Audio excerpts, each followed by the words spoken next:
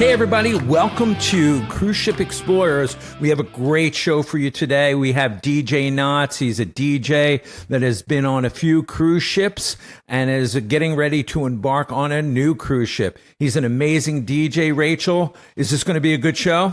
I'm super excited because he was on Pride of America, which is on our bucket list to do Hawaii. So I got to pick his brain about a couple things. Absolutely. So let's get started with the show. But before we get started, please, if you like what you see, subscribe and like our videos. Please, it would help us out a lot. We appreciate it. Yeah, well, also more importantly, it'll help you not miss an episode because we have like entertainers, everybody.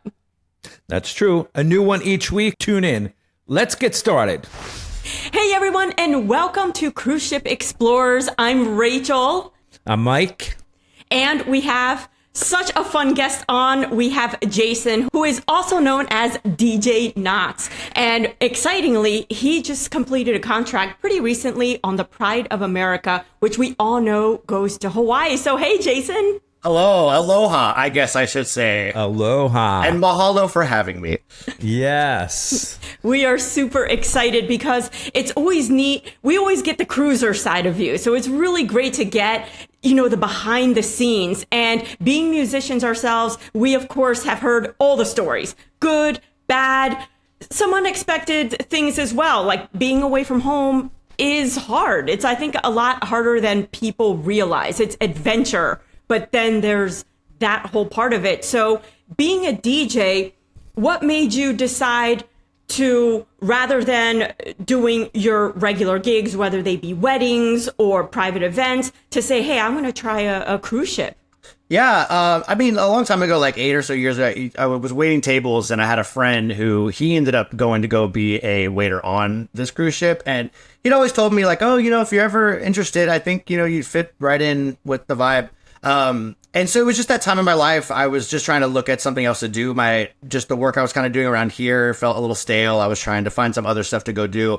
And I believe in signs and the power of the universe and manifestation and all of that. And I decided, sure, let me log in this website, see if they got like a waiter job listed or whatever. And the night that I made the account, they posted the listing for DJ. And I was like, okay, I didn't even think about that. And, science thing. So I applied and then had an interview the next day. And then it kind of just snowballed from there. That's Wow. awesome. And was your first ship on NCL? Yeah, so I've done only one full contract. So I did Pride of America for 4 months last year. And then upcoming this year in August, I'll be an entertainment host with Disney Cruise Lines. Congratulations. That's awesome. exciting. I'm excited to get my ears. Yeah, that'll be fun. Yeah, that's amazing. And is like the process that you had to go through to get hired for your first contract. Can you tell us a little bit about that? Yeah, absolutely. So, there's different ways that you can get hired. You can, of course, go to the company website. You can go to a website such as allcruiseshipjobs.com and make a profile there and then have a recruiter reach out to you or something along those lines. As mentioned, I went to the website whenever I found my listing and then I had them reach out to me. Now, as per with any position, of course, you're going to do your basic interviews, with the people, and then they kind of follow up from there. When you do a DJ position or a specialty position, there are extra steps. So for me particularly, they wanted a 10-minute DJ mix video of just me kind of showing what you can do. I knew that it was going to be a variety of different people, as it's kind of similar to what I would call wedding DJing to an extent. So I threw in a little bit of everything and sent in a little 10-minute mix, and then it just kind of snowballed from there. That's awesome. And would you say like the training process, first of all, how long does that last and what is that like? So for us, with at least this contract, we went to Baltimore, Maryland for a week, to a place called Piney Point, which is a maritime naval school. So we're there not just like with cruise ship people, like there's full on people doing drills, like doing the thing. Yeah. But we were there for a week. It's a pretty long, intense week in the sense of like, you're getting up early, you're going to classes, multiple classes a day. And then when your classes are done, you're studying. And then, repeat, rinse, repeat.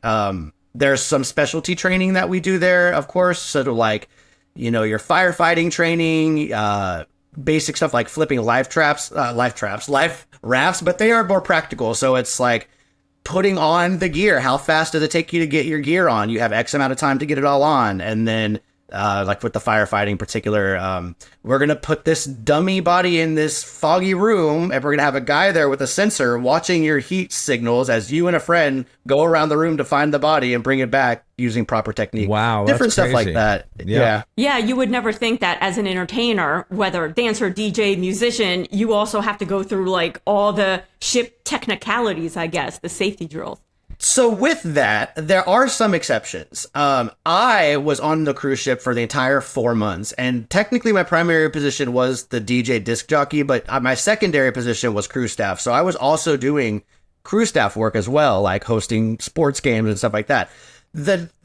I forget what the law is, but when you're on a ship for a certain period, then you have to do those extra certifications. So if you were like a featured vocalist that is only on the ship for like a week just to do your 2 shows 2 times a week, then they don't have to do all of that. And they have there's different like circumstances, and there's different tiers of kind of how that all falls into place. But my roommate and one of my good friends that I met was an artist named King B, and he was the piano player at like the piano bars and the other stuff. He's actually on the ship right now. So if you're on the Pride right now, he's back. He'll be there for a minute. But yeah, so King B and he had to go through the whole thing that I had to go through, which was that full process. But he's also there for a lot longer. So, different circumstances. So if you're like a staff member plus a DJ, that sounds like a lot of hours. Like, what's your average day like when it starts, when it ends? Yeah, I actually always said that I was lucky because I was on the lower spectrum of that. I had probably some of the least hours compared to most people, but with that being said, we were hitting overtime every week.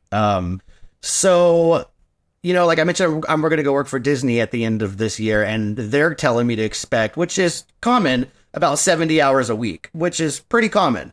Now, I wasn't quite there, I don't think. I think I was really only hitting like almost 60, because it was definitely 40, but I think I only really had at most like 15 hours overtime. So like an extra 7, almost 50 hours a weekend. They're at different times.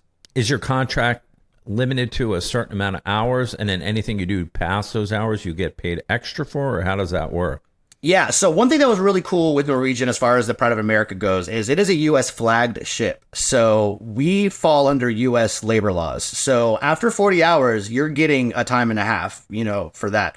Whereas on international ships, not so much. The pay is notoriously worse. But, this, you kind of hopefully know what you're getting yourself into. Sometimes you do things not for the money, you do them for the experiences. Sure. But, yeah, it depended. But what about like your schedules? Does your schedule change every week? I would imagine that they have to keep to some kind of schedule. Yeah. So do they release that weekly, and you see what that is? Well, the joy of being partially cruise staff and being in the entertainment part of a cruise ship, you're getting that schedule the night before. I'm talking like I would get ready to go to grab dinner, grabbing my schedule on the way to get dinner. Wow. And then I was like looking at my schedule for the next day, and I like to jot down my whole, like, when am I going to take a shower? So I'm like writing down my whole day. But whereas people in like the bar department and stuff, they had like a week schedule and stuff, which kind of sucked because it was hard to like plan with other people and other departments when to go do stuff or anything off ship if it correlated, because you just didn't know. And then God forbid it was a sea day randomly that you didn't know of. And then I'm getting woken up. Now, me being the DJ, it was expected that I would work, obviously primarily at night. And with certain, like, I forget the law exactly, but like you have to be allotted X amount of hours of sleep or like off time kind of a thing. Yeah. So they did really good about scheduling me for a pretty good chunk from when I would technically be off till like afternoons most times. So there was a good time where I had most of my off time just kind of all in a block more in the morning. But like if it's a sea day, then I'm still waking up at 7 in the morning, whether I got off at 2 or whatever, and I have to be in that office. saying, okay, what's the drill? What are we doing? How is this? Because everything changes. People that were expected to be off the ship are now on the ship. So, you got to switch it all up. Yeah, that's what I was going to ask. I'm sure there's people getting on and off, but like how you schedule your time off. So it's like, it seems very random, like as far as at least for your schedule. And I'm sure that changes throughout, the positions, like you said, the bartenders. And I'm sure that I know that they bring like themed acts that come through on some of these ships, maybe not the Pride, but on other ones where it's like a Beatles tribute act or something like that. So I doubt that they're asking them to do, like crew work and stuff like that, because it's probably a different kind of contract. Yeah, that's kind of what I was getting at too about the whole like 2 nights a week kind of thing versus. So like I mentioned my friend King B, he does kind of fall under a little bit of a different category because it's not quite the same as those guests that are, or the artists that are on for like a week just doing the 2, because he would do like an Elton John tribute set in our Mardi Gras lounge, and then he would be in the Pink Champagne bar for the rest of the week at night. So, it does kind of depend on your rank, your status, how long you're there for, and those different terms, but it definitely varies, yeah. Wow, that's incredible. Yeah, that's not sure that I could follow that kind of schedule. It's kind of crazy, but so getting into a little bit of the life on the ship, I know there's so many different things on the ship that you have to like get used to. Like for me, I would be all about the internet. How many internet hours do I have? How much is it going to cost me? Yeah. I'd probably be in a negative for as much as I use the internet. Yeah, and how your hangout areas are, or even the food, the food, like is it completely different from guest food, or is it kind of like shared? All right, we got to take this at a segment at a time. Yeah, there's a lot let's talk to about go in there. let's talk about the food, because that interests me, because I've watched a ton of videos online from a lot of employees on ships, and you see everything from whether they're on a brand new ship, but whether they're eating in. I know that sometimes you guys have your own specified place where you eat. But then I see they're allowed to go to different parts of the ship to eat. So maybe you can explain how that works. Yeah, absolutely. That also kind of gets into the ranking system. So you do have a crew mess, which our crew mess had like a breakfast, a lunch, a dinner, and then a late dinner thing. Okay. It kind of varied, obviously, which one I could even go to, because they're at certain times. You literally have to look at your schedule, and they'll block you time to go do those things. Now, crew mess food, I was honestly fine with it. At least I thought I was at first. But then over time, you start to... And it's weird. Sometimes it's the littlest things. Like, this is going to sound so, like, first world problems would be to say. But, like... Sure. I remember... Because, okay, so if the crew mess isn't open for you to be able to, like, get your traditional food, they'll have, like, snacks or, like, some miscellaneous stuff out there. And they tend to have, like, cereal, like those little prepackaged cereals and, like, a milk thing, so you can do that. Or... they'll have like bread and like peanut butter with some jellies. But I always hated it because they never had grape jelly or strawberry jelly. It was like an orange mandarin jelly. And that drove me insane. And then also in like the crew mess, the dressing for your salad, they didn't always have ranch or they didn't always have Italian. It was always something random. But that's because the guests obviously come first. So we definitely get the like, okay, well, they're getting all of this. So unfortunately, you kind of just have to make do with that. And it's understandable. Now, on the cruise ships, there's different ranking. So your officers and different people will have stripes, and they will vary. Now, me, I didn't wear stripes, but being a part of the entertainment crew staff, we fall under this privilege kind of thing. So with that being said, we were technically, I think it was 1.5 stripes. So that meant that I was allowed to walk around the guest areas without having to do anything extra. So I could just do that. And now at first, the first 2 weeks, they were still kind of in like COVID protocol. So I'll say that has been kind of adaptable even the whole time I was on the ship, as they were kind of changing, getting out of that. The first 2 or so weeks that I was there, I had to eat in the crew mess. I didn't have an option. But then we got some of the privileges back, and then I was able to eat in the Aloha buffet. So that changed the whole game right there, because now I'm like, I mean, and even still, I was eating the same stuff pretty much every week because they rotated pretty much the same menu. Sure. But they made sure they had all the dressings, Right. It was it's just the little things in life, Yeah, which also you'd be surprised. I mean, at least, like I said, I only could do the mess in Aloha buffet, but pickles, like I could never find pickles. I don't know, little stuff like that. Yeah, no, that makes sense. I mean, like, I've always wondered, like, from the standpoint of like, you see everything online, but then you see videos of people eating at the restaurants or the buffets, or maybe like an Irish pub or something. You're like, well, I didn't know they were allowed to, but that makes sense. If you earn your stripes or you're a certain level, you get to enjoy that. And I often wondered, what if you don't have those stripes but you go there? How much trouble will you get in? Will you get caught? I was gonna add to that. So I had briefly said something about like you don't have to do anything extra, and what I mean by that is, if you're like a bartender or something along those lines, you don't have stripes.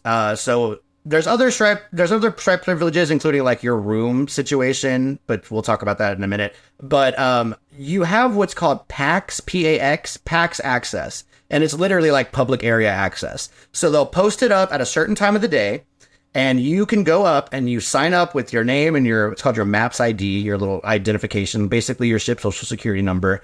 And then if they can only do X amount of people, but if they approve all of those people, then that day when they're off, they're able to dress in their nice clothes with their name tag on, and they can go into the public areas. So they could go and see the comedy show if they were off. They could go sit in the Mardi Gras lounge and have a drink, because there's very specific alcohol content stuff. But they could go to the Aloha Buffet.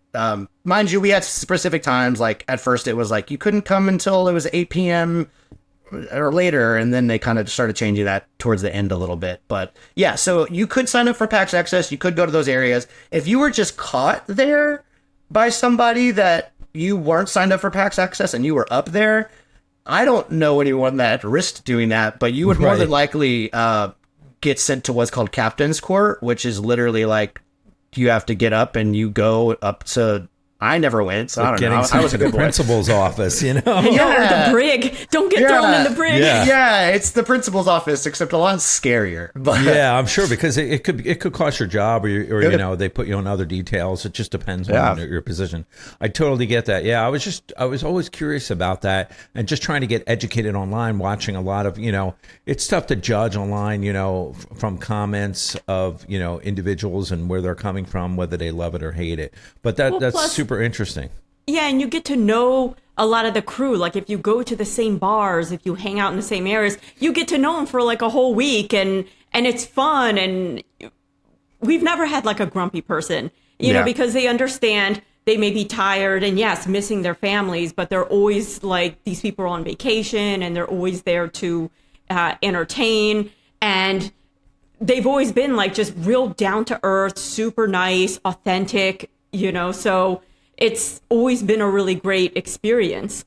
Yeah, sometimes, I will be honest, there's definitely times where I had noticed or had heard some guests being like, man, some of these people just don't look like they're having a good time.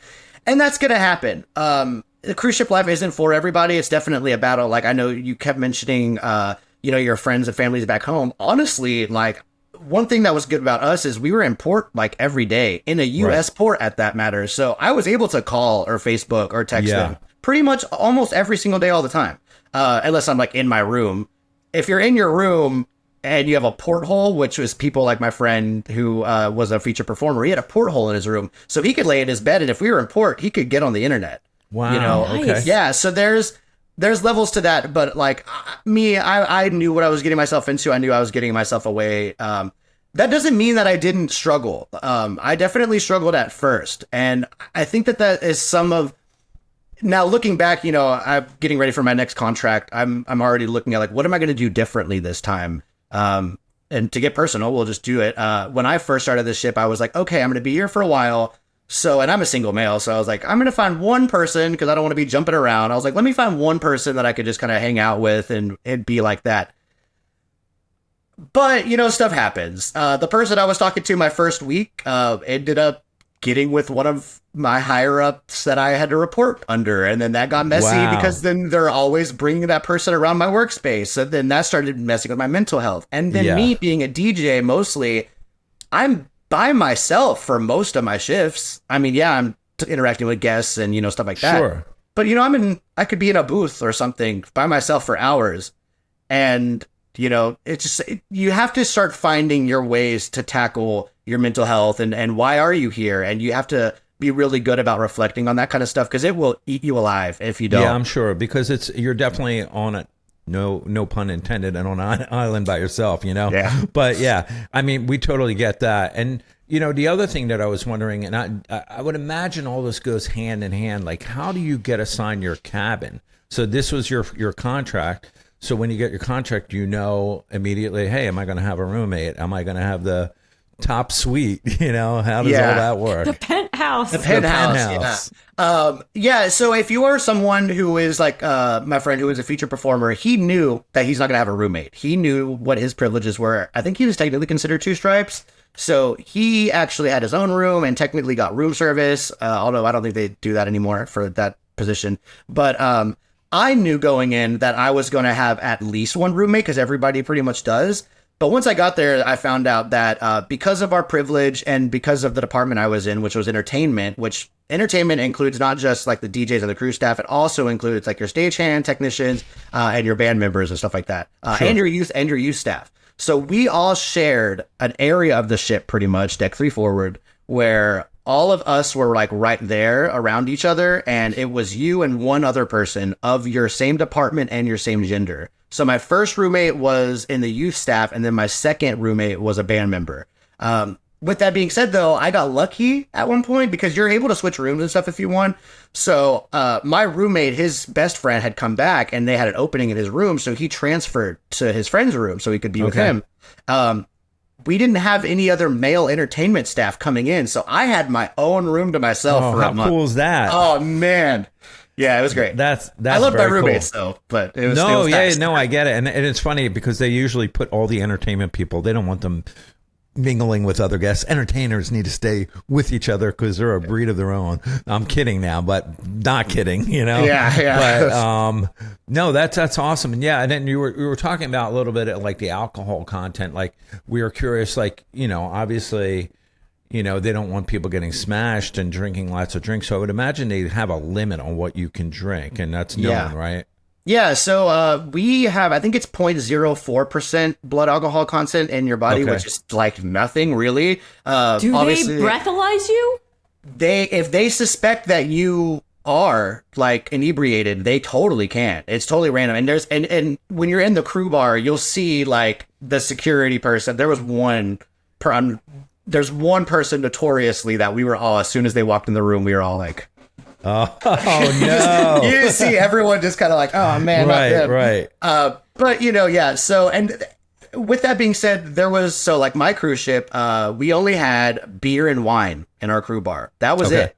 That was it. Now, and DCL that I'm going to go with, they have a different alcohol limit. It's like 0.05. It's just like a little bit more or less, I guess you can say. Sure. But they have like a liquor in their bar, Wow. So on my ship, if I wanted to go have a Long Island, I would have to get off from my shift, and if the lounge I was still in was still open, I was able to use my privileged access to go up there and have one drink, or get off the ship and go to a restaurant. Sure. Yeah. No, that's cool. We were, curious about that. And like, another thing that Rachel and I were talking, when we're even on the ship as guests, we're so curious. We're like, where's these secret recreational spots? We're like, now will we get thrown off the ship if we try and get in? And I know there's no, get in trouble, you can't for do sure. that stuff. Yeah, for sure. Yeah. I mean, we were. I don't want the captains. I don't want to go to the principal. Yeah. I'm not sure what kind of trouble you'd get into, but I don't want them to revoke my buffet access. They can revoke what they want, but do not be revoking my buffet access. Don't take her cheeseburger away. For real, yeah. But yeah, is there certain spots like dedicated to staff for that? And Absolutely. Then what's in those spots? Absolutely. So on my ship, the Pride Deck 4, there are guests halls on the Deck 4, and then at the end there's like a door, and if you go through that door and then through another door, you're in the gym. Our small little gym. And then right behind that is our crew bar and then our crew mess. It's all on there, but it is through different alleyways and doors.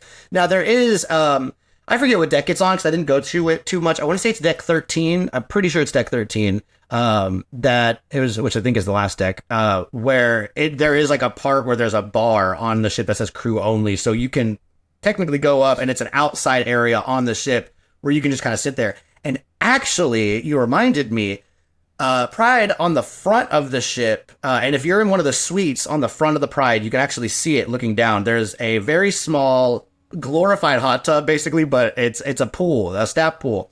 And from my understanding, it was closed a lot in general, especially because of COVID, but they reopened it whenever I came. So I used to go when I would just need to get some sun, but couldn't get off the ship to go to a beach or something. I would just go up to the crew pool just to kind of chill for a little bit. Yeah, just clean your head out. You know, Yeah. it's good to get some air. Oh man, Absolutely. that's pretty cool. Yeah, I mean, those are all the things that we always wonder, right, Rachel? Like we're always like, Yeah. because the thing with us is, you know, we both worked in the entertainment industry, so we did what you do, but on land. So Yeah. even, and you know, we had, you know, things we weren't allowed to do, you know, as far as you can't go drink with the guests and stuff like that. But Yeah. we never had to go see a captain after our gig. You Yeah. know? Oh, man, yeah. And thankfully, neither did I. So let's just keep it. Let's keep that momentum rolling for the next contract.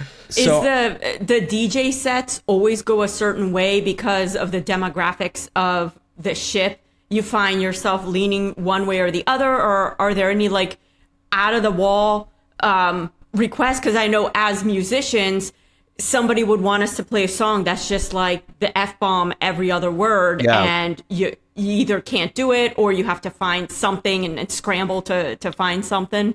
Yeah. So, and I don't want to get anybody in trouble when I say this, but I think that I was supposed to maybe be given some more information than I was given whenever I got there, because I had done a lot of research myself, and I was told, like, from what I studied, like, oh, make sure you have a lot of clean versions and a lot of this and that. But that was never something that was like fully stressed upon with me. So there were definitely times where I'd be in the Mardi Gras lounge with some adults and they want to hear a specific song and I don't have a clean version, but I have that song and I'm just like, well, the kids are asleep. All right, we'll play this one. Obviously, within reason, I'm not throwing down like straight up F this, F that songs. Sure, yeah. There were different theme sets, so 70s, 80s, 90s, or whatever. You know, there was occasionally a Latin night. Now, I will say those kind of got very similar in the sense of just that I would do them so often every week that I would kind of have my own kind of set list run that I would do, Sure, which kind of got yeah. repetitive. And yeah, I guess it's my fault I'm making a set list, but I got in a groove of just doing a similar kind of pattern. But it was new to those people, so it didn't matter. Totally. You know, Are they allowed to give you requests during your set? they can. Yeah, Does but it you mean do what I'm you gonna want. love it? Not Yeah, necessarily. no, I mean, believe me, how many times you But- probably get asked, Sweet What Caroline, song are you know? like, what song makes you just, cringe, push the button, cringe? I have two songs that by the end of my cruise contract, I completely was over it. And it sucks because they're songs that people are like, really? I love that song. And I'm like, that's the point. Everyone loves these songs. Bruno Mars, Uptown Funk. Yep. Which was that was the one that any race, gender, John, like anyone I could put that one on and they'd be like, boom, got it. Loved that one. So that was always like I'm losing them, Uptown Funk. Okay, we're back. The second one, we also have a line dance for it on the ship. So it was one that we played a lot, but it was September by Earth, Wind and Fire. Sure. Yeah. Yeah, those two, I don't play them to this day unless I have to. But yeah, So, yeah. so this probably happens to you too, because I know it happens to us. So you're going shopping in a store off land, all of a sudden, whatever store you walk into, those songs are the ones that come on. You're like, oh my God. Is I'm it audibly following groaning. me? Oh yeah, I'm groaning for sure. You know? So what about like friends, family, all that good stuff? So on the ship, I guess you're always making new friends, or like you said, you try and pick the one friend that you can get close with and stuff like that, and that's your person. But like, or even I should say other crew, is there people that just have these cliques that like there's 10 people, or how does all that work? Yeah, I mean, there's definitely carryover from like when we go to training, like in Baltimore. I feel like that's usually a starting ground for the clique. Not to say that they don't branch out, So but is the training ground all the same people that will be on your ship? because they're okay. You go there like I said, the school has other Navy people and other stuff going on, but like you're there with all people that are going. Now, when you go can vary. So, for example, I thought that I was going to Baltimore and then going straight to the ship. That's not the case. I went to Baltimore and then went home for 3 weeks. Oh, wow. Then I went to the ship, which was weird because there were some people that, you know, I kind of have an eccentric kind of personality to an extent. And if you don't really know me and you're not like around me enough to know me, you'll form your own opinion, which as people do. And so there were some people that were already spreading falsehoods against their opinion of me before I was even there. Wow. So I arrived and I was like, that's not true. What are you talking about? Oh so I my had to kind God. of like I had to like meet people again. So there was that. But I would say for the most part, I think people are pretty good about branching out. The crew bar is a great place for people to just kind of meet other Sure. people, you know. But yeah, it just varied. A lot of my friends though were tended to be bartenders or people in my department. Although that's not to say that, like, for example, the crew staff offices is on deck 4, so I would always be walking down deck 4 in the guest hallways. So I had some friends that I made that were just like the housekeeping people that I just saw every single day in this one hall. So we just became friends. Or there was a lady who was the person who carved the meat at the meat carving station. And Wow. her and I, like, we just always So connected. you never know. That's Good awesome. person to know. Good Yeah. person Yeah. to know. Yeah. Oh, yeah. You know? Absolutely. Yeah, slip, a piece of meat under the pillow, like, hey, I'm going to be working late, you know? But have you kept in contact with some of the friends that you made on the Pride? Yeah, so I have mentioned King B a few times, who would become one of my really good friends, and him and I actively produce music together. That's so awesome. Oh, that's if you great. if you check out my Spotify, Knotz, Knotz, or Knotz Music on all platforms, you can find those songs. I remixed one of his songs, and then I did an original with him. There are Facebook groups that are like past and present and former members. I got out of that group because it gets a little, let's just say, turnover rate's high. And people tend to feel like they need to take to social media to verbalize certain things that didn't need it. So I got out of that. But I do have like a Facebook group that here and there, you know, we talk to, like, oh, you're going to Alaska, and oh, cool. So yeah, we definitely keep up typically through like Facebook and stuff. And then That's awesome. How about like King B and I talk all the time, though. your family and stuff? How do you stay in touch with them? I mean, obviously, we know the means to stay in touch, but like, how often do you get to stay in touch? Well, I mentioned that we were in port all the time, and it was a Sure, U.S. yeah. flagged ship, so I just kept my cell phone signal like normal. And since we were in port literally every day, pretty much, you could just go out to the crew area or even in the mess if your signal is good enough, and just give them a call, give them a ring. So I was pretty in tune with keeping up with people. Now, that doesn't mean that everyone in my friend group was. I don't have any kids. I'm not married, nothing like that. Sure. But one of my friends was down bad because he just missed his family and his wife and his kids. Yeah. And he was there to do this for them and to help them and for himself. But I remember one day we were coming back from the beach and we were just talking about kind of like, all right, man, it's starting to get to me. And then he was gone the next day.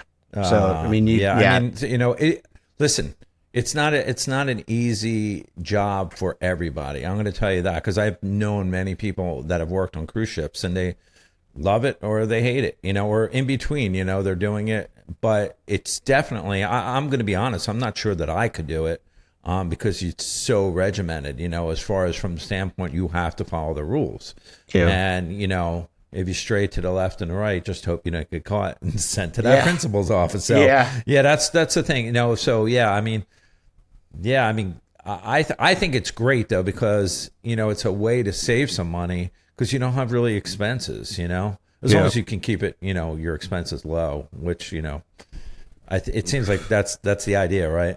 Yeah. When I finished my contract and got my crew bar statement of how much money I'd spent in the crew bar. And it's funny because people are like, oh, but the beer is like $1. And and I'm like, yeah, but the thing is at the earliest I'm getting off is midnight at the earliest. The crew bar closes at 1:00. All of my friends have already been partying. So I'm going in there trying to get the most expensive, highest alcohol content glass of wine. Right. You know, that's a couple extra dollars more. And then you're tipping on everything. Eventually I got to the point of like, I'm just going to buy a bottle of wine, tip on that, and go to my room and not party, but like chill in my room. You know what I mean? Yeah. So it adds up for sure. How about like, as cruisers ourselves, and we just, you know, we see it, and you know, with technology these days, you're so like wanting to pull out your phone and get everything on a video, but the crazy stuff that you see on the cruise ship, like, give us some of your top crazy things. Man. a couple that jump out. There wasn't too much, I feel like, but I did have a couple for sure. So, one of them, for example, I didn't fully see, but I was like around when it happened. There was a I'm just spreading gossip now, but there was a crew member who got off the ship. Now, in Thursday nights is an overnight, and there is I'm not going to even name the name, but there is a bar that during the day it's like a pizza joint, but at night it's a full-on like nightclub. Okay. And so that's like the place that people go to like really party and go to like a club because it's walking distance. And there's a beach right there and like all this stuff. But that was typically the night where people got fired the most because they would all go, they would overdo it. They'd come back up that gangway and they would just get fired left and right. Now, there was one in particular where there was a female employee who got a little lit and got a little cozied up to a guest at the I mean, stuff happens. I suppose that's a no-no. I would guess. There is I behaved, but there was definitely a like, well, it didn't happen on the ship kind of mindset with some people. Right. So that happens. But she was so dumb, man. She started if it didn't happen on the ship, how'd she get caught? Because she made her way back to the ship and was making out with the guy on the gangway where the security can see you making out with a guest on the gangway. So fired. Yeah. There was a guest that had like fallen down the stairs right by my nightclub. So like I had to I remember I had to get on the mic that night as our med team's coming in, and I had to say, "Hey guys, if y'all are leaving this room, I need y'all to leave on this exit and not that exit." Like stuff like that. I feel like I really don't have a lot of like crazy moments. There was some crazy moments within the crew, like that gets a little non-PG-13 for sure. Yeah, I'm sure because you guys are cooped up, and for the most part, at least the guests are fairly well behaved. Yes, they're on vacation. There have been times where we've witnessed guests perhaps have one more than they should have, but in terms of like crew, we like, never, you mean 10, obviously 10 more than they should have. Yeah. And there's some fun elevator, moments and things like that. But with Hawaii, that is such a bucket list item, I imagine, even for staff members, whether performer or whatever level you're at. How much did you in particular were able to get off the ship? Were you able to get off at every port, or some you had to like be on ship and so you missed some stuff? Yeah, so it definitely varied. I was pretty good about getting off on like certain days. So like Saturday is Honolulu. It's the first thing. Now we have like a morning meeting, then we would clean up a little bit. And then I would have what's called gangway duty shift, which is literally I stand there with a clipboard and I just see if anyone has a disability and I write them down in their information so that we can give that manifest to the security people. But once that was done, I had a pretty big gap until I had to start doing like sail away and other stuff and all my night stuff. So I would get off in Honolulu. There's a cute little coffee place called Morning Brew. I would go hang out there a lot. Oh, I think it's called Joanne's that had like some really good stuff.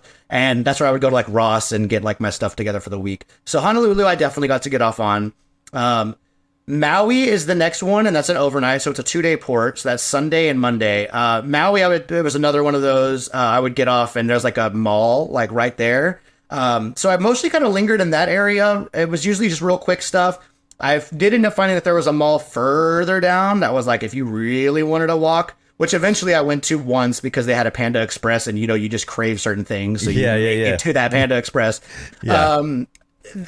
And then I went to a movie one time in Maui. The Mario Brothers movie had just come out. Oh, wow. That's cool. Crew enrichment, because we have like a crew enrichment department that like tries to like put on activities and stuff for the crew to do stuff as well, like fun stuff. Sure. And we got tickets to go to movies. So I would go. I've left the movie halfway through because I needed to take a nap. But I went.